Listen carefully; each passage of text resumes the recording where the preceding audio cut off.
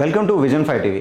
ప్రేమ శిఖరం, తొలిముద్దు, జోడీ, జీన్స్ వంటి చిత్రాల్లో తెలుగు ఆడియన్స్ కూడా దగ్గరయ్యారు కోలీవుడ్ హీరో ప్రశాంత్. తాజాగా ఆయన అందగాన అనే చిత్రంలో మరోసారి ఆడియన్స్ను పలకరిస్తున్నారు. ఆగస్టు 9న ఈ చిత్రాన్ని థియేటర్లకు విడుదల కానుంది.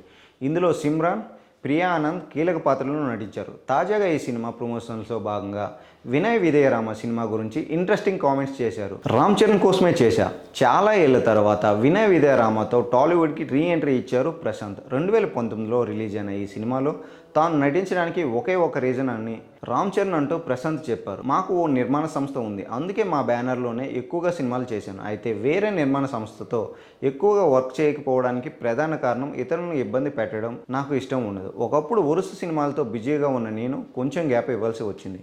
ముఖ్యంగా 2006 తర్వాత దాదాపు 5 ఏళ్ళు నటనకు దూరంగా ఉన్నాను. కానీ ఇప్పుడు నా లైఫ్ చాలా మారింది. మళ్ళీ వరుసగా సినిమాలు చేస్తున్నా. అయితే తెలుగులో వినయ విధేయరామ సినిమాలో నటించడానికి స్నేహం ఒకటే కారణం. బోయపాటి శ్రీను తెలుగులో పెద్ద దర్శకులు. ఆయన చెప్పిన పాత్రకి నేను న్యాయం చేయగలనని నమ్మిన నా దగ్గరికి వచ్చారు. పైగా రామ్ చరణ్ అంటే నాకు చాలా అభిమానం ఉంది. ఎంతకాలం నుంచి మా మధ్య నుంచి బాండింగ్ కూడా ఉంది. అందుకే ఆ ప్రేమ వల్లే ఆ సినిమాలో చేశాను అంటూ ప్రశాంత్ చెప్పారు.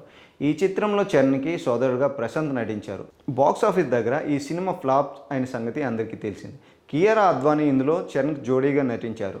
మరోవైపు ప్రశాంత్ నటించిన అంధధూన్కి రీమేక్ ఇప్పటికే తెలుగులో కూడా ఈ సినిమా రీమేక్ అయిన సంగతి తెలిసిందే. నితిన్ ఈ సినిమాను తెలుగులో మాస్టో పేరిట రీమేక్ చేశారు. తమన్నా, నభా నటేష్ ఇందులో కీలక పాత్రల్లో నటించారు. మేర్లపాక గాంధీ ఈ సినిమాకు డైరెక్ట్ చేశారు. ఇక కన్నడలో అందగన్ను ఈ సినిమా రాబోతుంది. త్యాగరాజన్ ఈ సినిమాను డైరెక్ట్ చేశారు. ప్రశాంత్ లీడ్ రోల్లో నటించారు.